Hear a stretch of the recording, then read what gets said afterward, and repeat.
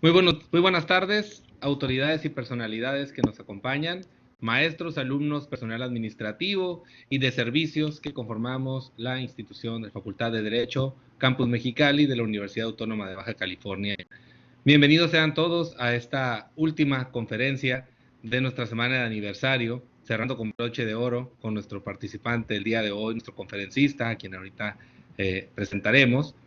En primer término, presentando a los miembros del Presidium Virtual, en este momento presentamos a la maestra Ana Edith Canales Murillo, directora de la Facultad de Derecho, Campus Mexicali. Buenas tardes, bienvenidos. Asimismo, nuestro invitado de honor del día de hoy, el doctor Ramón García Gibson, nuestro conferencista, quien nos expondrá un tema muy interesante en materia fiscal, permitiéndome en este momento también hacer lectura de una breve reseña curricular de nuestro expositor. Actualmente, el doctor García Gibson es administrador central de actividades vulnerables en el Servicio de Administración Tributaria, SAT. Ha ocupado diversos cargos en el sector público y privado. Es doctor en Derecho por la Universidad Nacional Autónoma de México, UNAM, maestro en Seguridad Nacional por el Centro de Estudios Superiores Navales, maestro en Derecho por la Universidad de Houston y licenciado en Derecho por la Universidad Iberoamericana. Cuenta con diversos diplomados, entre ellos Derecho Bursátil, Contratos, Mando Policial y Alta Dirección. Es profesor de la especialidad en Prevención y Persecución del Lavado de Dinero en el Instituto Nacional de Ciencias Penales, miembro de la Asociación de Doctores en Derecho y cuenta con diversas publicaciones, entre las que destacan sus libros Prevención del Lavado de Dinero y Financiamiento al Terrorismo y Ley Federal para la Prevención e Identificación de Operaciones con Recursos de Procedencia Ilícita, comentada, ambos publicados por el INACIPE. Fue también investigador nacional, nivel 1 del Sistema Nacional de Investigadores del CONACYT. Doctor García, bienvenido, esta es su casa, estamos muy contentos de tenerlo en nuestro cierre de la Semana Cultural y es suya la audiencia. Muchas gracias, maestra Canales Murillo, muchas gracias por invitarme. Guillermo también, hemos trabajado mucho en la organización del evento.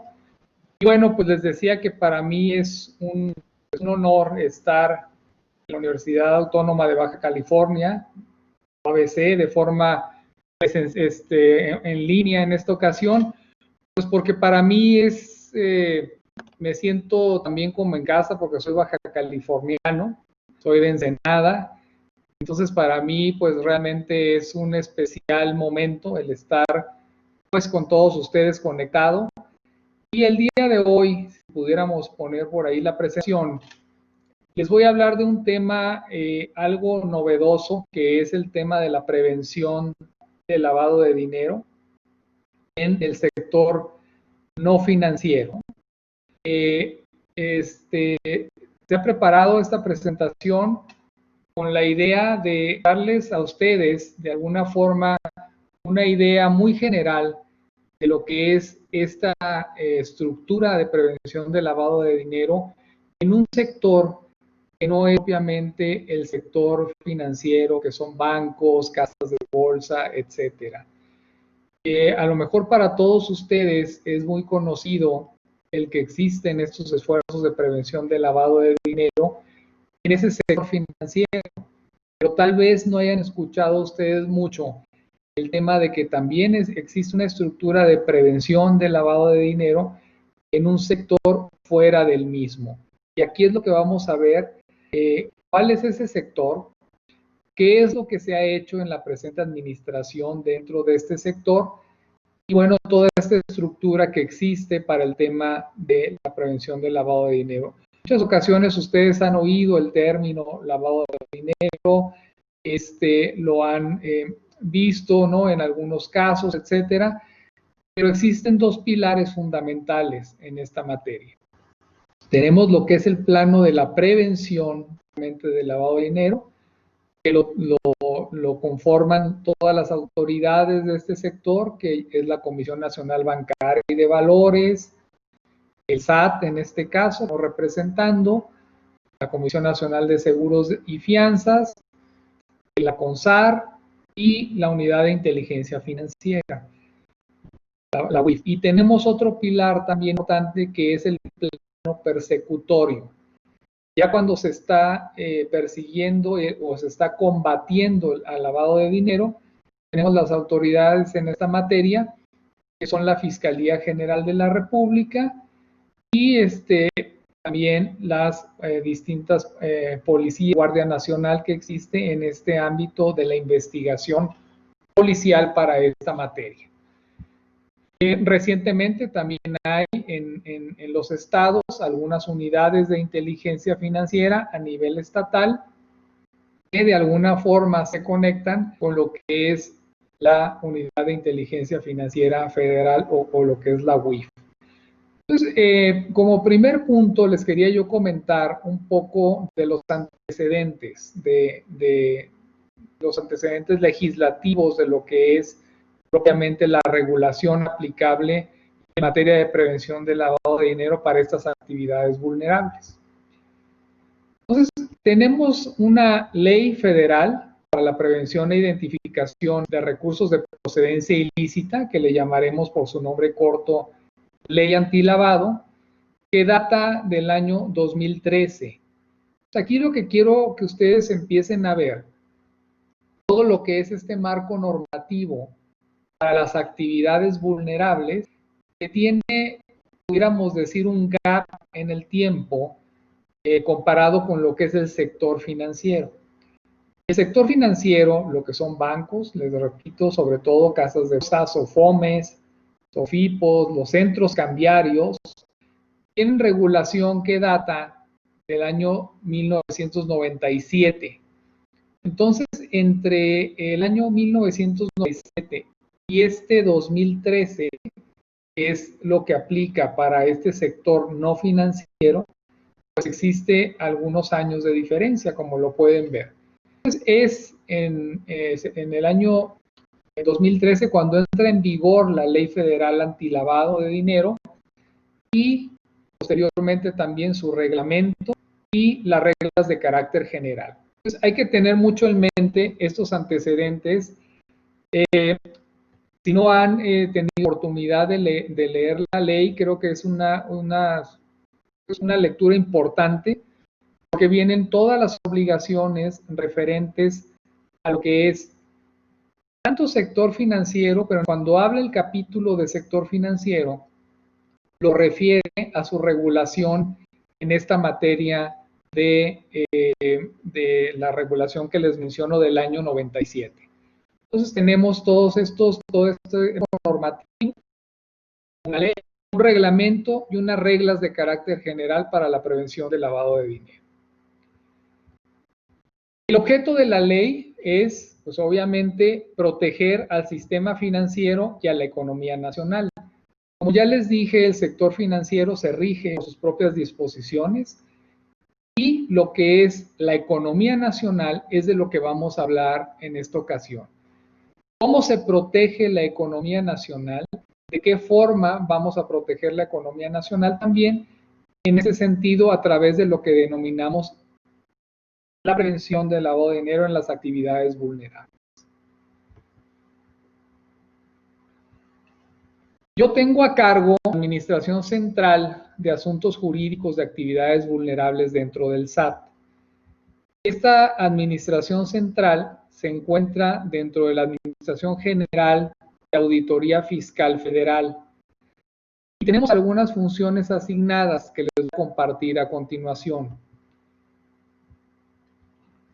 Primeramente, tenemos una de las funciones, y creo que de las más importantes, es la ordenar y practicar las visitas de verificación. En ese sentido, les quería comentar. Estamos dentro de la Administración General de Auditoría Fiscal Federal. Pues tenemos un área central, que es en la que estoy actualmente, y tenemos también a los órganos, a las administraciones desconcentradas de Auditoría Fiscal Federal, que nos ayudan en el tema de las visitas de verificación.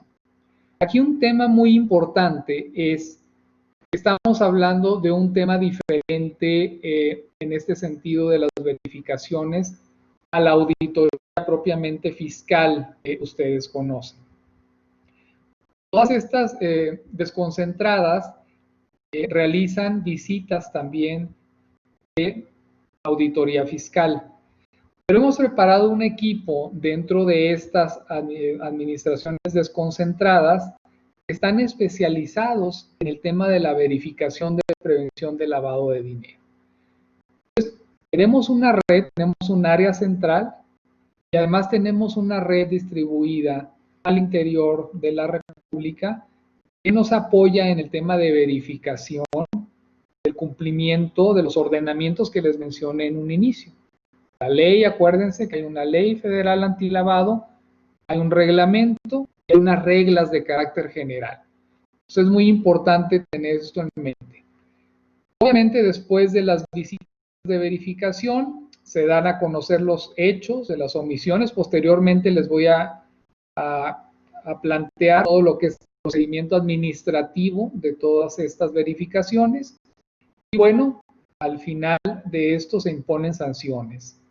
Tenemos un área específica dentro de la administración central que se encarga también de proteger los intereses del SAT en juicios o recursos que se interponen para la defensa pues, de algunas de las sanciones que se pudieran imponer. Se proporciona también información a la presentación de denuncias, servicios de orientación a las diferentes actividades vulnerables. Y tenemos un padrón, van ustedes a ver que tenemos un padrón muy amplio de actividades vulnerables registradas. En este sentido es muy importante diferenciar lo que es el Registro Federal de Contribuyentes, que todos tenemos, y millones de mexicanos no tienen, y lo que es este padrón de actividades vulnerables.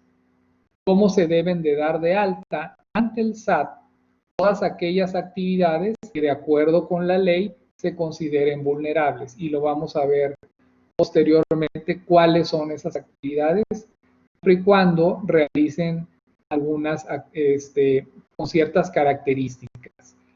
Hay mecanismos de intercambio de información y bueno, también hay unas entidades que se denominan colegiadas que en términos generales esto tiene también un fundamento mucho en la ley española, que por ejemplo en España los notarios, el gremio de los notarios, se agrupa en su sector, recibe los avisos de las diferentes notarías y ese gremio, esa representación que tienen de gremio, envía posteriormente a la autoridad los avisos que se tienen que hacer. Entonces, en términos, ustedes pueden ver aquí que tenemos diferentes funciones. También van a ver posteriormente las diferentes actividades que consideramos como vulnerables, que tal vez ustedes las hayan visto en el día a día, pero probablemente no sabían que tienen obligaciones en el tema de prevención de lavado de dinero, que es un tema también muy importante. Vean ustedes aquí cuáles son estas 16 actividades vulnerables que tenemos y que estamos supervisando. Tenemos la actividad de juegos y sorteos, tenemos las tarjetas de servicio y crédito que no son expedidas por el sector financiero. Todas aquellas tarjetas de servicio o crédito que pueden emitir almacenes generales, tiendas en general, etcétera, ¿no? Tenemos los cheques de viajero, los mutuos, préstamos o créditos. En este caso pudiéramos tener las casas de empeño que representan también a este sector. El tema de los inmuebles, los metales y joyas, el tema de las joyerías, son actividades vulnerables. La venta de obras de arte, la venta de vehículos y usados, ya sea terrestres, marítimos o aéreos. Pues todos estos sectores tienen unas obligaciones que vamos a ver a continuación. Las empresas de blindaje, todas aquellas empresas que proporcionan el blindaje a automóviles, a casas, etcétera, Las empresas del traslado o custodia de valores, todas esas empresas que ustedes ven que custodian y trasladan valores, también son sujetos obligados en el tema de prevención del lavado de dinero. Y un tema interesante, pues para nuestro gremio aquí de abogados, ¿no? Porque la mayoría de los que están son abogados, es el tema de los servicios profesionales. Hay un organismo internacional que se llama el Grupo de Acción Financiera Internacional, y dentro de sus recomendaciones tiene para lo que es el sector financiero y para lo que es este tipo de actividades que les estoy mencionando, que son lo que le denominan ellos las actividades y profesiones no financieras designadas. En México, esas actividades y profesiones no financieras designadas les llamamos también actividades vulnerables. Si ustedes se van al artículo 17 de la Ley Federal Antilavado, van a ver las obligaciones que tiene cada uno de estos sectores. Entonces, en este caso, en los servicios profesionales, tenemos abogados, contadores públicos o cualquier otra actividad, profesionista que actúa de manera independiente, ¿no? O a través de un poder que realiza ciertas actividades, como puede ser que auxilia a su cliente en la constitución de una sociedad, auxilia al cliente en manejo de cuentas bancarias, auxilia a su cliente en lo que son fusiones o adquisiciones de sociedades, y en fin, cada una de estas actividades tiene ciertas características. Lo interesante aquí, también los notarios y corredores públicos son sujetos obligados, las empresas donatarias, ¿no? Las organizaciones sin fines de lucro que reciban donativos, las operaciones de comercio exterior, que son agentes aduanales, el arrendamiento de inmuebles, y últimamente tenemos el tema de los proveedores de activos virtuales. Ahí ha venido evolucionando todo el tema también de liquidación de operaciones, y sin duda estamos en un momento en que el tema de los activos virtuales es una situación actual que se está desarrollando de manera cotidiana y que pues es también parte de lo que estamos nosotros supervisando en el SAT en materia de prevención de lavado de dinero. Ahora, ustedes se preguntarán, bueno, entonces, por el simple hecho de desarrollar esta actividad, ¿me tengo que considerar actividad vulnerable? No necesariamente. Hay el artículo 17, en cada una de estas actividades menciona las características y sobre todo se rige por dos factores. Lo que es la obligación de identificar a los clientes, y un detonante importante es el monto que existe para la identificación de los clientes. En cada uno de los sectores tiene diferentes montos de identificación. En algunos, como el caso de los servicios profesionales, no se requiere monto. Por el simple hecho de realizar la actividad, tienes la obligación de darte de alta. Si realizas alguna de las actividades que les mencioné, que están muy claramente descritas en la fracción 11 de la Ley Federal Antilavado, ustedes ahí van a ver artículo 17 y cada una de estas son las fracciones de ese artículo 17. Entonces, si alguien de ustedes o alguno de sus clientes tiene o desarrolla esta actividad, bueno, es importante mencionarles la obligación que tienen de acuerdo a la Ley Federal Antilavado de Dinero. Entonces, estamos trabajando mucho con cada uno de los representantes de estos sectores. Tenemos reuniones periódicas con la mayoría de ellos, con los gremios de abogados, con las barras de abogados, con los colegios de contadores, con las diferentes cámaras de la industria de la construcción o del desarrollo de inmuebles, y etcétera. Entonces eso para nosotros ha sido muy importante porque tenemos ese acercamiento y Y fíjense ustedes una característica muy importante. Cada una de estas actividades pues tiene un giro diferente, ¿verdad? No es lo mismo el sujeto obligado que vende vehículos nuevos o usados al casino, ¿verdad? Que está desarrollando una unidad en el tema de juegos y sorteos. Aquí es una de las diferencias que yo quisiera mencionarles importantísimas que se tienen con el sector financiero. Porque en el sector financiero tú llegas a un banco, abres una cuenta y tal vez tengas una relación a largo plazo. Aquí, y pudiéramos llamarle en estricto derecho, en el sector financiero, las relaciones pues son de tracto sucesivo, tienen en el tiempo una duración. En lo que es las actividades no financieras como esta, muchas de ellas son de ejecución instantánea. Compras un vehículo y el sujeto obligado no vuelve a ver al cliente, tal vez, ¿no? O se compra una obra de arte y no lo vuelves a ver, o una joya y no se vuelve a ver. Entonces hay características específicas, o vas con el notario para una específica transacción, pero ahí acaba, ¿no?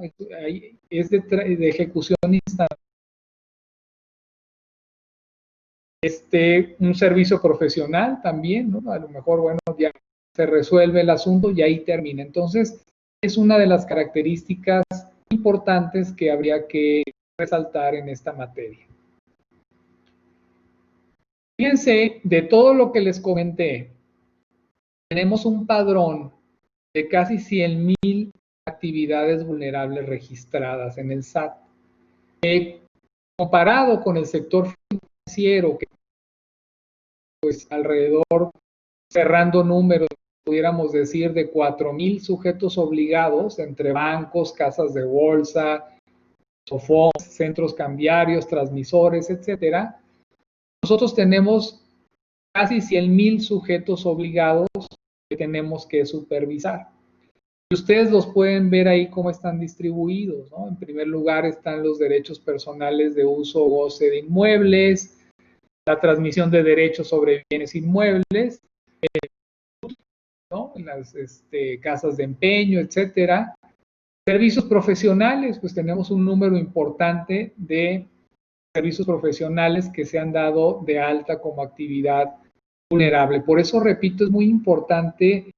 Una de los temas que me gustaría transmitirles el día de hoy es esa importancia de conocer esta ley, ¿no? De conocer y saber que probablemente tenemos una obligación de darnos de alta en este padrón por la actividad que estamos realizando, ya sea por la propia, el tema de la práctica profesional, o por el cliente que pudiera tener alguno de los que están realizando la práctica profesional, de abogados, contadores, etcétera, con alguno de estos clientes que es importante mencionar que se tienen que dar de alta. Ahora, tal vez ustedes ya habían escuchado del GAFI, del Grupo de Acción Financiera Internacional. Este Grupo de Acción Financiera Internacional, pudiéramos decir que es el grupo de máximo nivel a nivel internacional, que dicta directrices en el tema de la prevención del lavado de dinero, de financiamiento al terrorismo y del financiamiento de la proliferación de armas de destrucción masiva.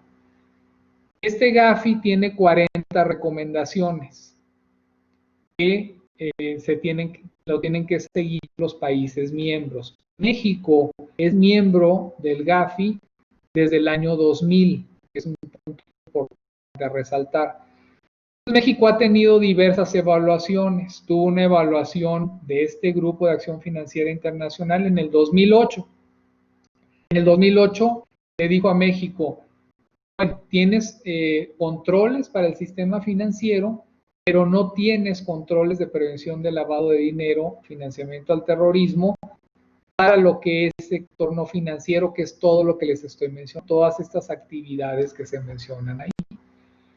Y bueno, también hubo una revisión en el año 2017 y se publica el reporte en el 2018. Si ustedes entran al internet pueden encontrar GAFI, por sus siglas en inglés es el FATF, tiene, pues ahí están los reportes que son públicos y son de lectura pues bastante interesante. La recomendación 28 del GAFI, que es para las profesiones y actividades no financieras designadas, nos dice que debe haber una regulación y una supervisión. ¿Qué hizo México? Bueno, pues promulgó la ley, ¿no? Se publicó en el 2012, entra en vigor en el 2013. Dice que tienes que tener esa ley y que debes contar con una frecuencia e intensidad de las acciones de supervisión. ¿Qué hicimos nosotros en este tema? Bueno, tenemos un universo muy amplio, como ustedes vieron, de actividades vulnerables registradas, casi 100,000. Entonces, lo que hicimos también es crear una matriz de riesgo, un enfoque de riesgo.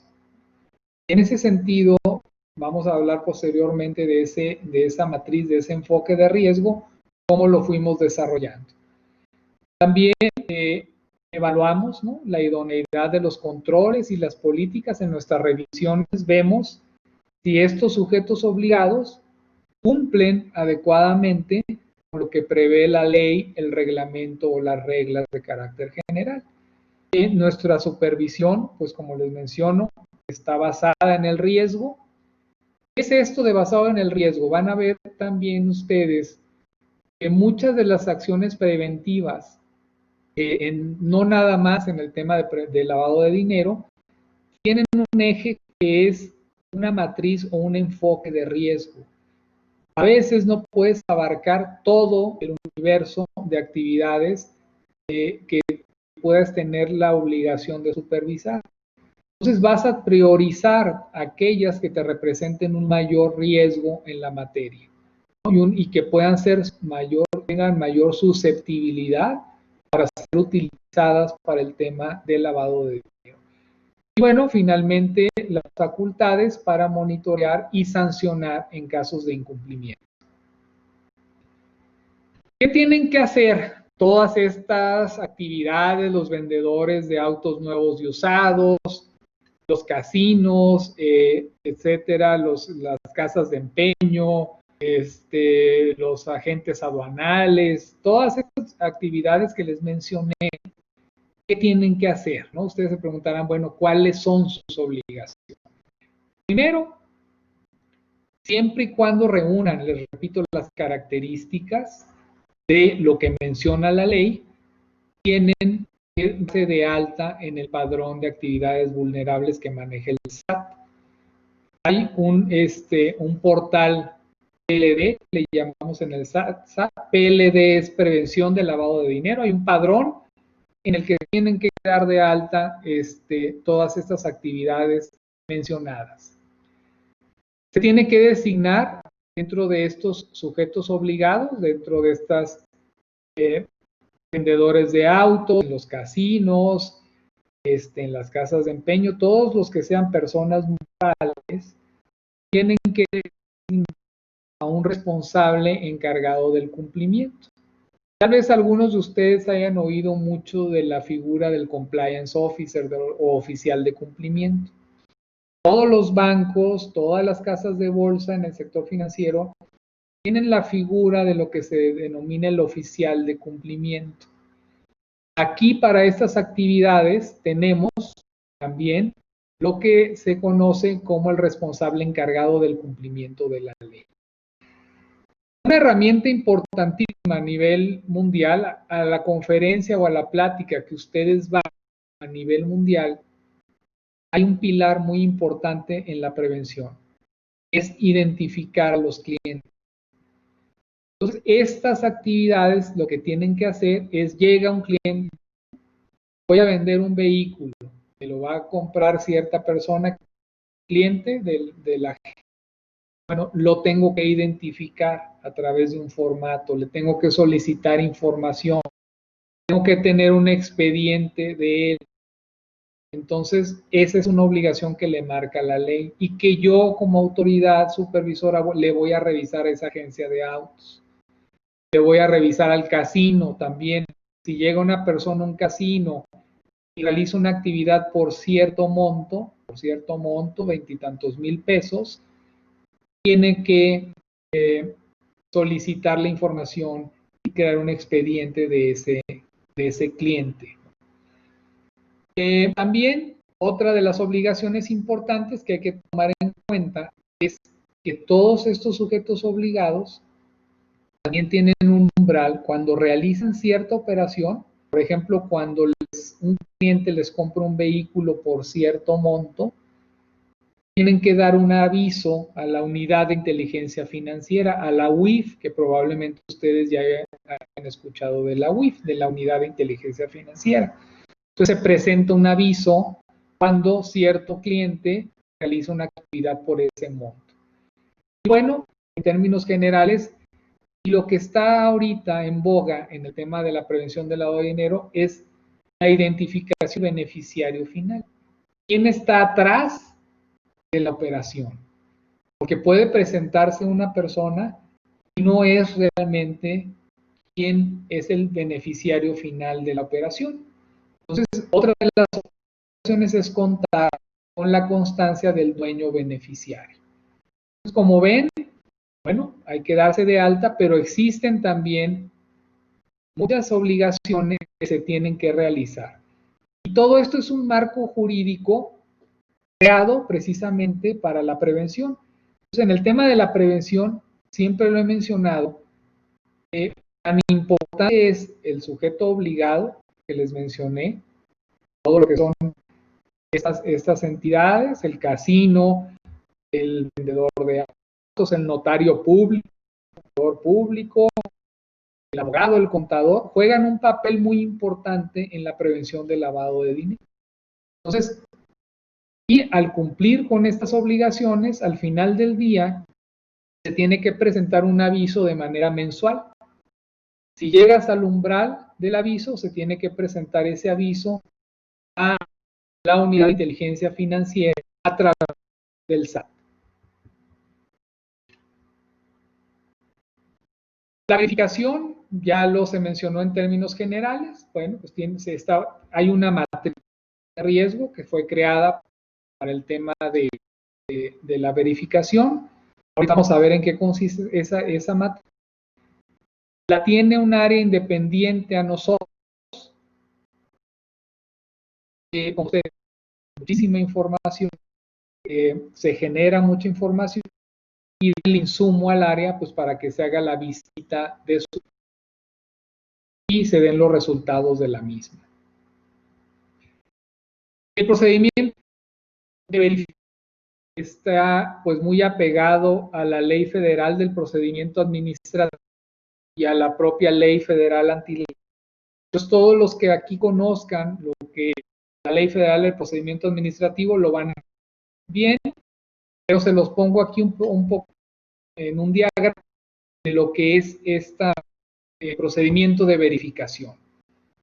Hay una orden de visita, hay una acta circunstanciada de los hechos, hay un plazo de 5 días para que la persona verificada ofrezca pruebas, el oficio de admisión de pruebas de alegatos, la conclusión, que es un tema importante de la visita. Después inicia el proceso sancionador en caso de que haya observaciones. Existen sanciones importantes en esta materia por incumplimiento. Y bueno, hay un oficio de aportación de pruebas, la resolución final de la conclusión del procedimiento para sancionar con o sin multa al sujeto obligado. Entonces, básicamente, pues es un procedimiento que marca la Ley del Procedimiento Administrativo y la propia Ley Federal Antilavado de Dinero. Ahí tienen ustedes los artículos de todo el proceso para la verificación de las actividades vulnerables.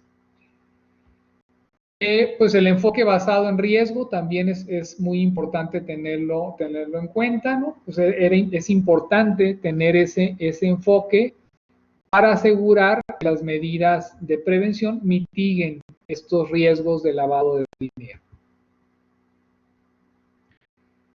Fíjense qué sucede aquí, que es un tema interesante. ¿Cómo organizamos el tema del enfoque de riesgo? O sea, cómo ese universo de 100,000 que tenemos y va creciendo cada día, o sea, cada vez se van sumando más.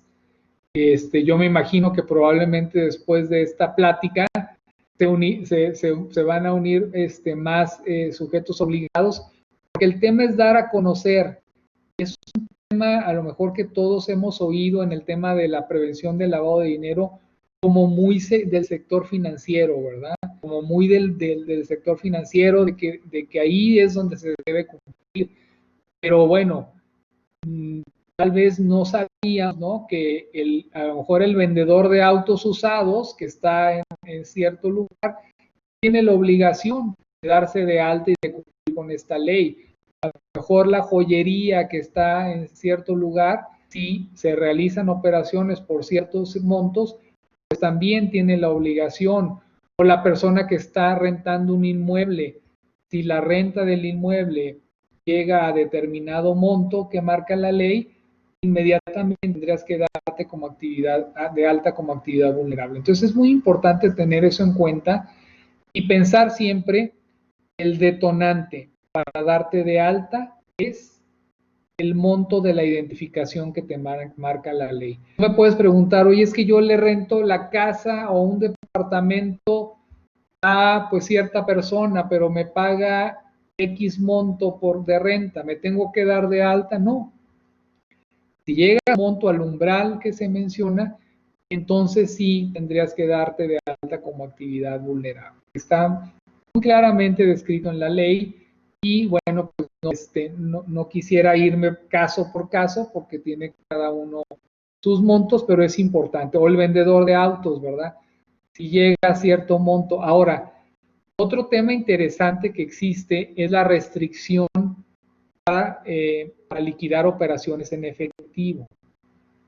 No es una prohibición, sino que es una restricción. Tú puedes liquidar en ciertas de las actividades que mencionamos aquí en efectivo hasta ciertos montos. Tú puedes llegar a comprar un carro y hasta cierto monto lo puedes pagar en efectivo y el resto lo tienes que liquidar con cheque o con transferencia bancaria, etcétera.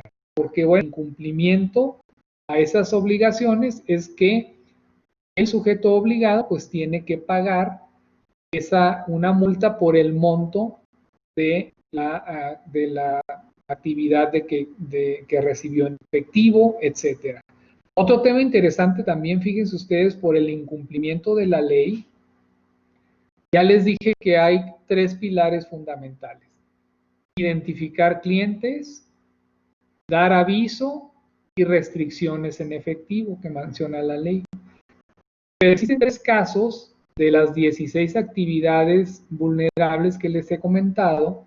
Hay 3 casos en los que además de la multa por no dar el aviso correspondiente, además de la multa, se puede solicitar que a criterio de la autoridad se le pueda quitar una patente, por ejemplo, a un notario público, se le pueda cancelar el permiso a un agente aduanal o se le pueda también quitar el permiso a un casino, ¿no?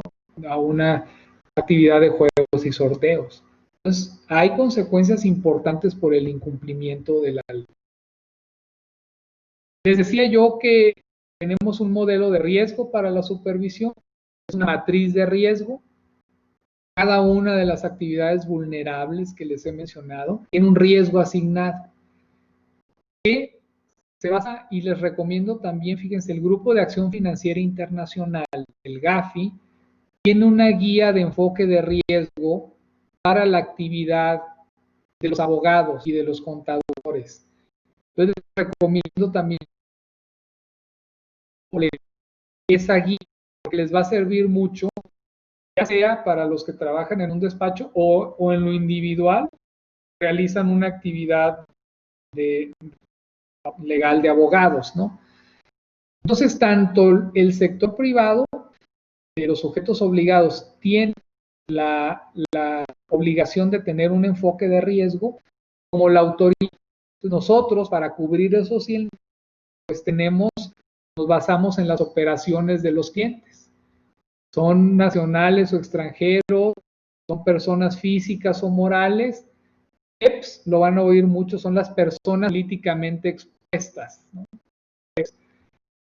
La zona geográfica donde está tu cliente, hay la información pública de zonas donde hay altos índices de delincuencia o de organizaciones criminales. Entonces, la zona geográfica es muy importante en nuestra matriz de riesgo de supervisión. Todo eso va teniendo un peso específico. Las formas y métodos de pago están liquidando en efectivo las operaciones. Hay transferencias nacionales o del extranjero. Y además tenemos unos intensificadores que le llamamos del riesgo. ¿Qué hemos hecho en la presente administración? Ya como parte final de la presentación, les quería mencionar que hemos realizado en estos 2 años mucho acercamiento con los gremios, con las barras de abogados, con los colegios de contadores, con las cámaras de la construcción, con los que agrupan a las donatarias, con el tema de las todas las 16 actividades vulnerables hemos tenido pues mucho acercamiento. Entre el año pasado y tenemos casi 7,000 participantes en las mesas de trabajo. Ahorita con el tema de la pandemia, pues lo hemos estado realizando a través de plataformas digitales, pero ha habido mucho acercamiento con y eso ha sido clave para entender, ¿no? Las dudas que siempre surgen, bueno, los temas para los avisos, la acumulación, oye, si yo a lo mejor en un mes no llegué al umbral del aviso, pero en 3 meses llego a ese umbral del aviso, ¿qué tengo que hacer? Bueno, sí tienes que dar el aviso a la Unidad de Inteligencia Financiera, la UIF, a través del SAT. Los y dudas técnicas de la ley. Tenemos que les voy a dejar aquí también alguna información a través de correo electrónico. Hemos recibido 7,000 preguntas sobre los temas. Hay una plataforma en el SAT que se llama el Servicio de Aclaración y Orientación, que es el caso SAC. Tenemos casi 21,000 solicitudes de dudas para información para el cumplimiento y casi 4,000 llamadas telefónicas. Entonces, como pueden ver ustedes, sí es un tema que tiende a crecer, está presente y que es importante que lo conozcan. Tuvimos un programa de autorregularización también cuando se inició la presente administración. Acuérdense lo que hablamos al principio, tenemos la ley federal antilavado que data del 2013. Entonces, del 2013 al 2018 se implementó un programa de autorregularización para que en ese tiempo las personas que hubieran incumplido la ley, hubieran recibido una sanción, se le pudiera condonar la sanción o no imponer una sanción. Entonces, en este plan, en este programa de autorregularización, tuvimos 9,549. ¿En qué consiste en general? Llegamos a fines del 2018, en el 2019 empieza el programa. Entonces, se publicó en el diario oficial las reglas del programa y pues todos aquellos que no hubieran cumplido con la ley o hubieran tenido sanción se podían subir al programa. Fue un primer ejercicio que creo que fue exitoso. Tuvimos esos 9,549 y lo interesante de todo esto es que gran parte de estos sujetos obligados se revisaron hacia adentro, ¿no? El casino pues revisó a ver si había cumplido con todo lo que mencioné anteriormente, todas esas obligaciones. Algunos dijeron, sí cumplí, no me meto al programa. O algunos otros, ¿sabes qué? Yo fallé este mes, este año, etcétera, sí entro al programa. Y ahorita lo que estamos haciendo es precisamente revisar ese programa de autorregularización. Estamos verificando que lo que me dices que hiciste, ya lo solucionaste y tienes ese programa de autorregularización, pues ya no te impongo una sanción, o en caso de que hayas tenido una sanción, pues se te va a condonar esa sanción, que fue un tema importante. O obviamente hubo algunas reglas que tenía este programa. En el caso de las donaciones, se tenían que desistir de los procesos si hubiera algún proceso o algún curso interpuesto. Y bueno, pues ahorita estamos precisamente en este tema. Tuvimos otro programa que fue el de las cartas invitación. Ese fue un tema bastante interesante. Fíjense ustedes, cómo nosotros tenemos acceso al Registro Federal de Contribuyentes. Estamos en el SAT, es un área del SAT. Entonces hicimos un cruce con nuestro padrón. Acuérdense que está el Registro Federal de Contribuyentes y está el Padrón de Actividades Vulnerables. Tú te das de alta en el Registro Federal de Contribuyentes con una actividad. A lo mejor puede ser la actividad de abogado o de contador público, ¿no? Bueno, lo que se hizo ahí, nosotros enviamos unas cartas de invitación a las diferentes actividades vulnerables, potenciales actividades vulnerables, y les comentamos precisamente eso. Le dijimos, oye, nosotros vemos que realizas la actividad ejemplo, es un ejemplo de contador público, pero dime si dentro de tu actividad de contador público o dentro de tu actividad de abogado practicas, constituyes o ayudas a tus clientes a la constitución de sociedades. Participas en la fusión o liquidación de las mismas. Participas en el manejo de cuentas bancarias de tus clientes. Entonces, es muy importante aquí que nosotros, el gremio de abogados, leamos la fracción 11 del artículo 17 de la ley, porque ahí están específicamente todas estas obligaciones. Pues bueno, tuvimos, pues yo creo que hubo un éxito en estas cartas. Se sumaron al padrón 11,194 nuevos sujetos obligados. Al principio, bueno, sí recibían la carta y había tal vez cierta confusión, ¿verdad? Porque ¿por qué me llega esta carta del SAT? Yo estoy dado de alta en el RFC. No, bueno, mire, es que además de estar usted dado de alta en el RFC, probablemente tenga la obligación de darse de alta en el padrón de prevención del lavado de dinero como actividad vulnerable. Entonces, era muy sencillo el tema, simplemente decir, si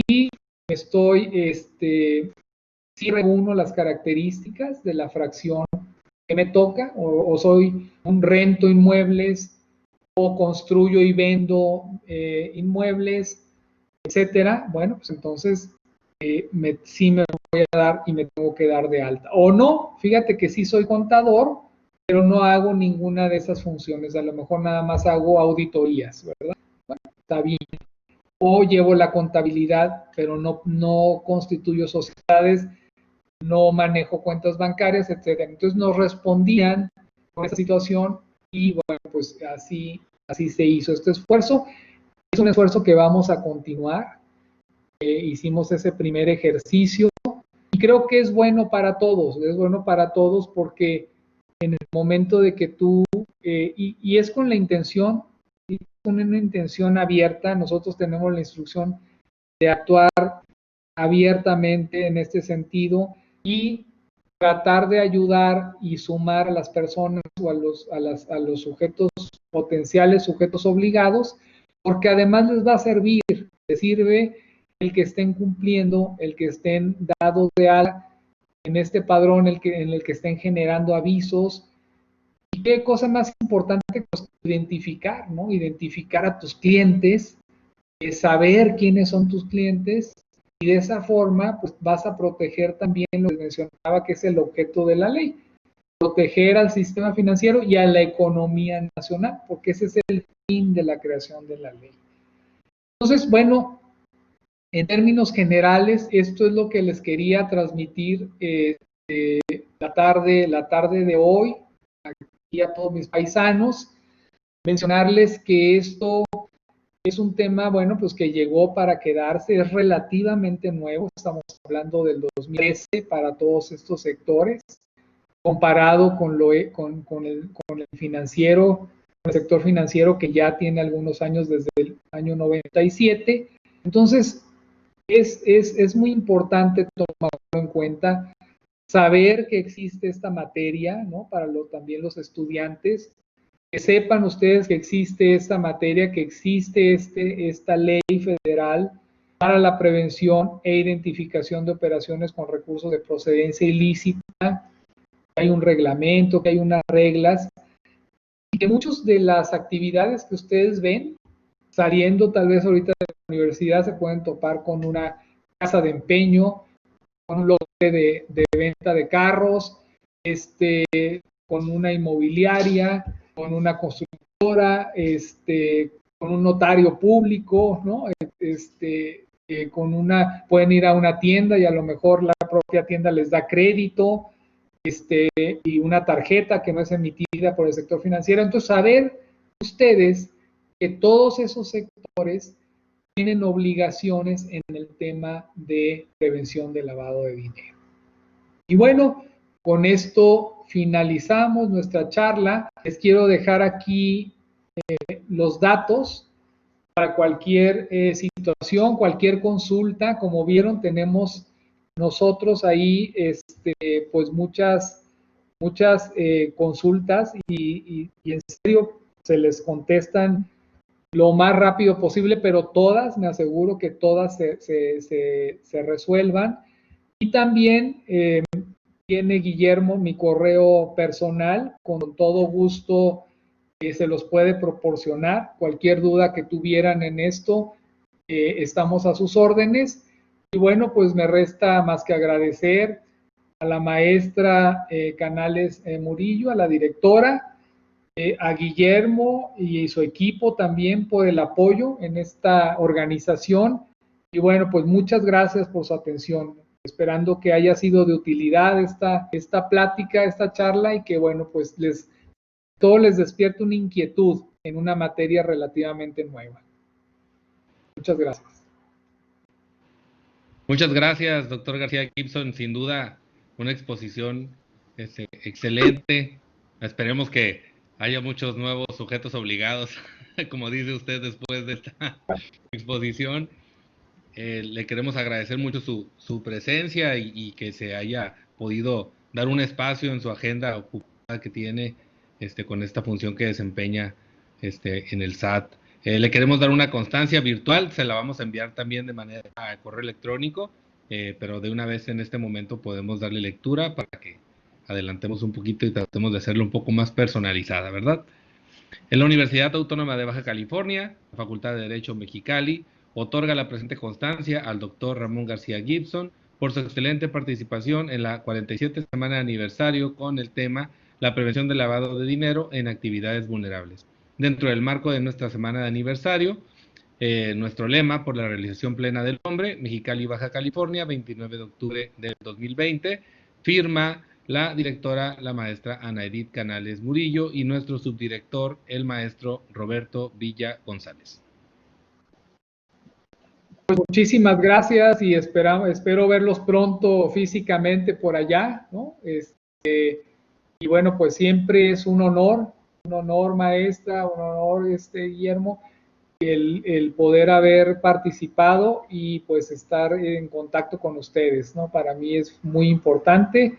Ya les menciono por varias situaciones, porque somos paisanos y porque además quiero transmitirles estos temas que sí son realmente importantes para el conocimiento en general. Muchas gracias. Muchas gracias, doctor. Le damos ahora sí que un aplauso virtual desde acá. Gracias. Un gran abrazo y lo recibimos con mucho gusto en el momento en que se termine todo esto, ¿verdad? Y podamos otra vez hacer nuestros eventos de manera presencial, que no se pueden sustituir por estas vías. Pues muchas gracias y seguimos en contacto. Muchas gracias. A continuación le damos el uso de la voz a la maestra Ana Edith Canales Murillo, quien dará por concluida la ceremonia y las actividades de toda la semana de aniversario. Quien está aquí presente con nosotros. Adelante, maestra. Muchas gracias. Buenas tardes nuevamente a todos, a todas. Saludo nuevamente a nuestro expositor Ramón García Gibson, quien nos engalanó con tan magistral conferencia. Muchísimas gracias, doctor. A todas aquellas autoridades que nos acompañan, maestros, maestras, alumnos que se encuentran presentes en este cierre de nuestra semana de aniversario.